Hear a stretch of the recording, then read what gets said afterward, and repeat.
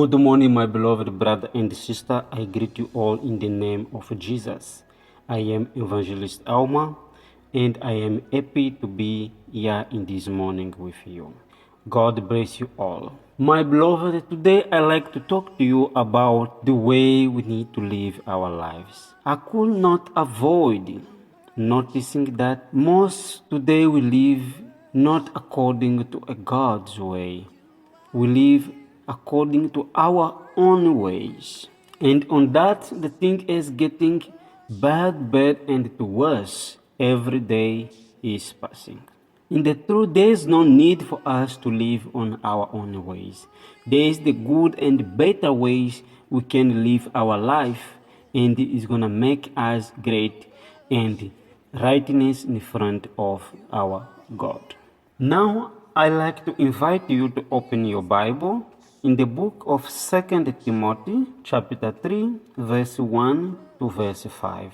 It says, "Remember, there are some terrible times coming in the last days. People will love only themselves and money. They will be proud and boast about themselves. They will abuse others with insult. They will not obey their parent. They will be ungrateful and against all that is pleasing to God. They will have no love for others and will refuse to forgive anyone. They will talk about others to hurt them and will have no self-control. They will be cruel and hate what is good. People will return against their friends. They will do foolish things without thinking and will be so proud of themselves. Instead of loving God, they will love pleasure. They will go on pretending to be devoted to God, but they will refuse to let that devotion change the way they live. Stay away from those people." I would like to invite you to pray with me. Thank you, beloved Father in heaven. We thank you. We glorify your name. Father, we reunite this morning so we can share your word. Be in us and change our lives the way we live. Father, allow your change that bring eternal life to apply into our lives. Father, console our heart and change what is wrong in us. We thank you and bless each one listening to those words, and also bless those that don't have opportunity to listen to it today. For the rest, we glorify your name in Jesus' name. Amen. My beloved brother and sister, the Bible tells us on the last days there will be terrible things happening. There will be no more love. People are gonna do things just according to their ways. They're gonna be a lover of themselves than the lover of God.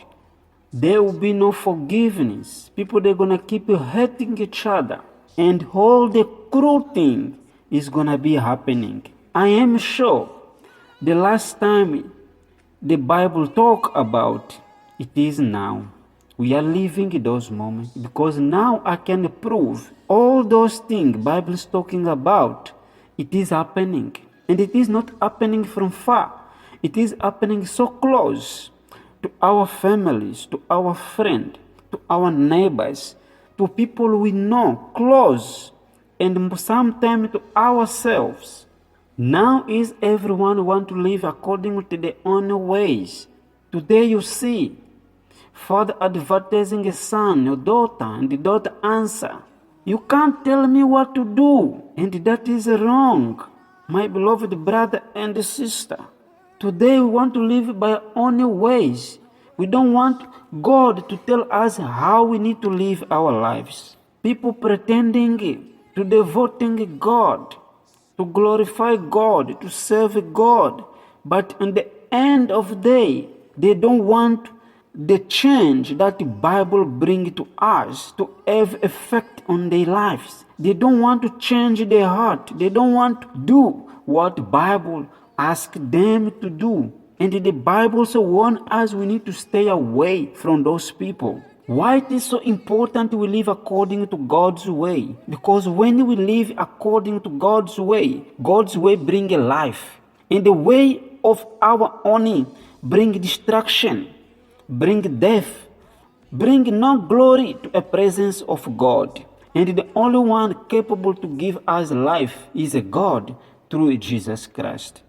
And we all know that. We all have a proof that living according to God is a life. And I want to show you in the Bible, some people, they live their life according to themselves. And to see what happened to their life. What happened to them was not so good. If you open the book of Daniel, chapter 5, verse 5 to 12, it tells us, suddenly a person is and appear and begin writing on the wall. The finger scratched wall into the plaster on the wall, near the lampstand in the king's palace. The king was watching the end as it wrote. The king Belshazzar was very afraid. His face became white from fear, and his knees were shaking and knocking together. He could not stand up because his legs were too weak. The king called for the men of magic and the Chaldees to be brought to him. He said to the wise men, I will give you reward to anyone who can read this writing and explain to me what it means. I will give him purple robe to wear and will put a gold chain around his neck. I will make him the third highest ruler in the kingdom. So all the king's wise men came in, but they could not read the writing on the understanding what it means. King Belshazzar's officers were confused, and the king became even more afraid and worried. His face was white from fear. My beloved, that is the story of King Belshazzar.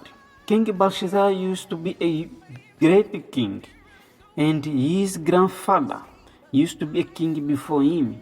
And God operated great miracle on his grandfather. And it happened that his grandfather used to keep some gold cup and silvers that came from the temple of Jerusalem church.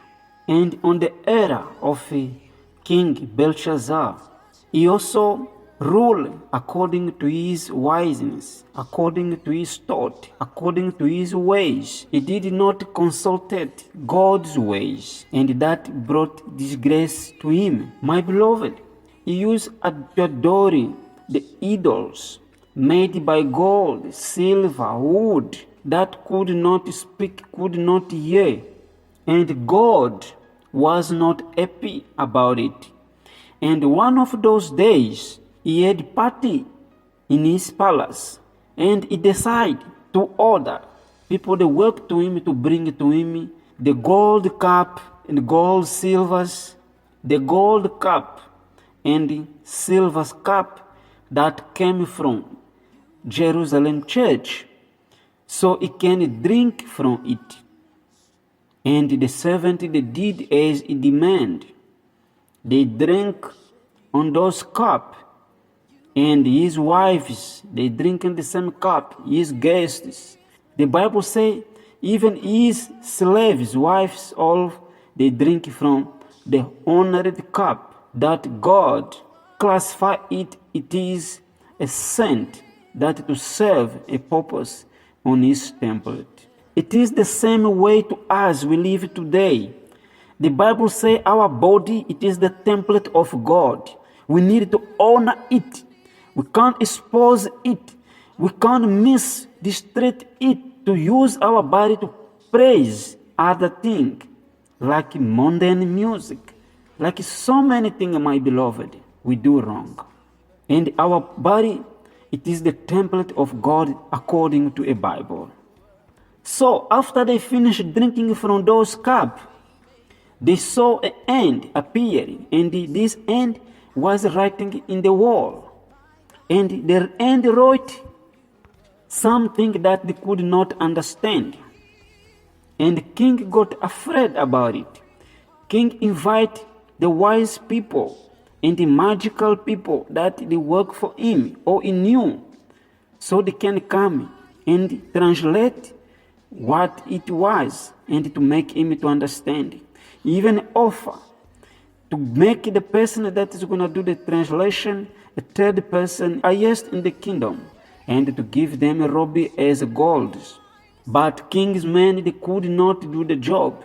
Was when king's mother came to him and let him know that he knew someone that used to work for the previous king, and he was very helpful and he was a man of God. And that man used to be a Daniel. Daniel was the man that a mother was talking about. And it invited Daniel, and Daniel came to a king, and Daniel got the job done. Daniel translated what was written, and it was Mene Mene Tekel Upasini. But before Daniel translate or read what was written there, he even told the king, you decided to work according to your way. You decided not to be humble to a God. You decided to use the old cups that used to be on Jerusalem church, and you drink from those cups, you, your wives, and your servants, even your guests. And after that, you went to adore, to worship your gold statue, silver idols that does not speak, does not hear, and God does not like it. And God got angry with you. And the meaning of what was written was, God has counted the days until your kingdom will end. And tekel mean, you have been weighted and on the scale and found not good enough. And upasin mean, your kingdom is being taken from you. It will be divided among the Medes and the Persians. My beloved, that is the example we need not to follow. We need to learn from other people's mistake. A king, Belshazzar, he decided to live his life according to his own way, according to his understanding, according to his feeling, according not to the God's way. And this brings a destruction on Christians' life, on people's lives. Once again, I would like to remind you that we need to live according to God's way. We need to live our life not on our thinking, not on the way we think it is right. We need to let the Bible to tell us what to do on our life, how to live our life daily, my beloved. And only on that, we're going to enhance the kingdom of God. I pray that in every decision of our life we're going to take, we put a God first, and we may live according to God's way, not on our own way. In Jesus' name, amen. Be blessed, my beloved brother and sister. Have a wonderful, blessed Sunday. See you.